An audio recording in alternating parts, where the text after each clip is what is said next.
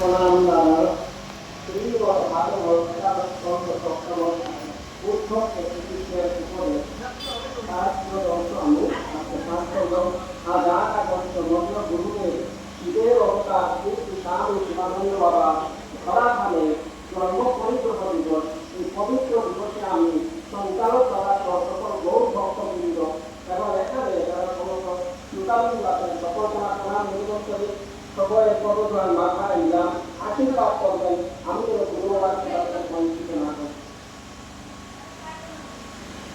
আমার সত্যতা ভগবান মহাভাগবত মনুষ্য রূপে একদল মানুষ শ্রীকৃষ্ণকে ভগবান বলে উপলব্ধ করতে পারেন না। আবার এই মনুষ্য রূপে কিছু মানুষ আছেন যারা ভগবানকে সরাসরি দর্শন করতে পারেন আর ভগবানকে উপলব্ধ করতে পারেন।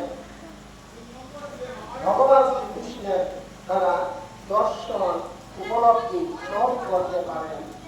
এই প্রসঙ্গে শ্রীকৃষ্ণ অবধূত সন্ন্যাসী এবং যদু মহারাজের মধ্যে যে কথোপকথন হয়েছিল সেই কথোপকথন মুনি ঋষিরা পূর্বেই করে গেছে। সেই প্রসঙ্গ শ্রীকৃষ্ণ উদ্ধবকে বলছেন। অবধূত মহারাজ যদুকে বলছেন যে সাধু পুরুষ যারা আছেন তারা শিব তপস্যার মাধ্যমে পবিত্র হয়ে উঠেন। তাদের চেতনা অবিচল থাকে, তারা জড় জগতে সুখ ভোগের মধ্যে আসক্ত হন না, তাদের আকৃষ্ট করতে পারে না। আবার কিছু মানুষ আছেন তারা করেন কি কেবল এইগুলো সুখ ভোগের প্রতি আসক্ত, তারা কেবল আরো যায় কিছু হলো আরো লাগে এইভাবে সকাল পর্বে তারা দূরে থাকেন। এভাবেই তাদের জীবনটা যায়। এখানে বলছেন সেই কাহিনীটা নাতি স্নেহ প্রসঙ্গ বা কর্তব্য পাপি কেন পূর্ব বিঞ্জল সংস্থাপক প্রভূত বলা হয়েছে এই যে আমরা মানুষেরা মিলেমিশে থাকি, তারপর আমরা একে অপরকে আমাদের অন্তরের কথা বলি, কিন্তু দেখা যায় কিছুদিন পরে সেই বন্ধুত্বটা নষ্ট হয়ে যায়। আর এক বন্ধু আরেক বন্ধুকে তার গোপন কথা বললেন, এটা তার কাল হয়ে যায়। এভাবে বলা হয়েছে যে প্রসঙ্গ যেটা সংগ্রহ করি আমরা পারস্পরিক প্রীতির সম্পর্ক, সেটাও একটা সীমার মধ্যে থাকা প্রয়োজন। কর্তব্য, আমরা কর্তব্য কর্ম করতে কিছু কর্ম করি যেগুলি করতে কিন্তু আমরা কথা থাকে সেগুলি সবাইকে বলা যায় না। গোপন কথা সবাইকে বললে একদিন সেটা বিশ্ববৎ করবে। তাই বলা হয়েছে এই প্রসঙ্গে গুরুকেই কিন্তু একমাত্র ভরসা করা যায়। আর ভরসা করলে মহা বিপদে পড়তে কিভাবে, যেভাবে একদম কপটি তারা না বুঝে তারা নিজের জীবনটা তার সন্তপ্ত করে ফেলেছিল, সন্তানে তারা দিয়েছিল। কপুত কষ্ট আরণ্য কৃত নীর মনস্কত কপুটিয়া ভাইয়া কারণ বিবাদ প্রতিটি সমান। সেই যে একদল পায়রা ছিল, তারা একটা অরণ্যে, তারা একটা উচ্চ বৃক্ষে তাদের বাসা বাঁধছিল। সেই বাসায় তারা থাকতো। তারা ভাবতো যে আমরা অনেকদিন থাকবো, কিন্তু তারা জানতো না যে ভগবান করছেন ঈশ্বরের যেটা আয়ু সেটা সীমিত করে দিয়েছেন।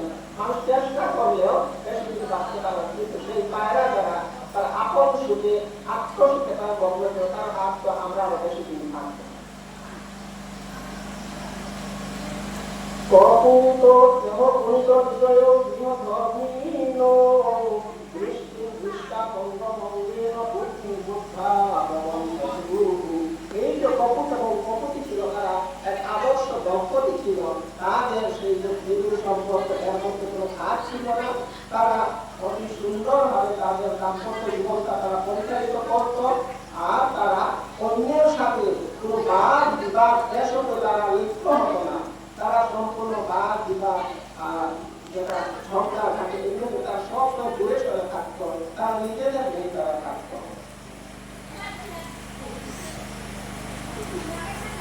কালক্রমে হলো কি সেই পপুটি ডিম প্রসব করল। ডিম প্রসব করার পর এক সময়ে হয় কি আমরা জানি গবাতার গর্ভে বাচ্চা থাকে, সেই বাচ্চা মায়ের থেকে পরিপুষ্টি পায়। আমিও আমার মায়ের গর্ভে ছিলাম, আমি আমার মায়ের থেকে পরিপুষ্টি পেয়েছিলাম। যেখানে বলা হতো ভগবানের যে অচিন্ত শক্তি, সেই অচিন্ত শক্তি কিন্তু আমরা বুঝতে পারি না। এসো কালে যে জানন্ত রচিতা অবয়বা হবে সব থেকে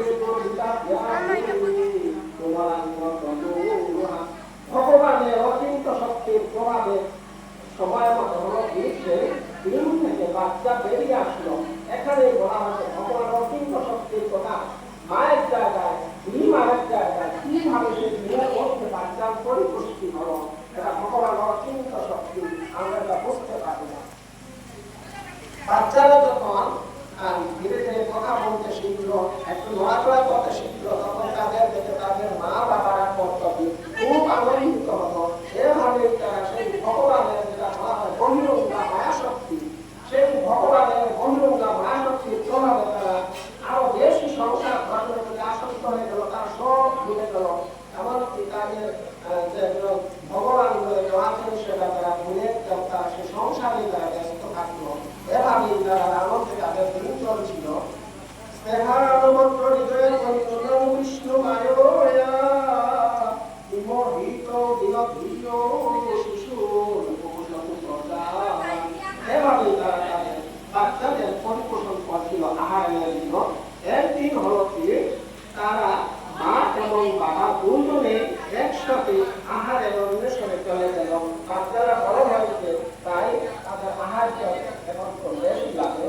তাই মা বাবা ভাবছিল বাচ্চারা আহার থেকে নামবে না, তাই তারা সেভাবে ঘুরে চলে গেল। আর মা বাবা যাওয়ার পর সেই বাচ্চারা করলো তারা একটু উঠতে শিখছিল, তখন তারা সেই বাসা থেকে নিচে নেমে আসলো। নিচে নেমে সেটা আনন্দে ঘোরাঘুরি করছিল। তখন হলো একটা ব্যাগ সেদিকে যাচ্ছিল, সেই ব্যাগ করলো সেই নিষ্পাপ বাচ্চাদের দেখে তার লোক সামলাতে পারলো না, সেরকম করলো কি তার জাল পাত্র সেই গাছের নিচে বাচ্চারা যাবে কেউ না পাশে তার জাল পাত্র, আর জালটা পাতার পর সে দূরে ঢুকে থাকলো। এই জালের একটা বৈশিষ্ট্য ছিল, এই জালে প্রবেশ করা যায়, ঢুকা যায়, কিন্তু বের হওয়া যায় না।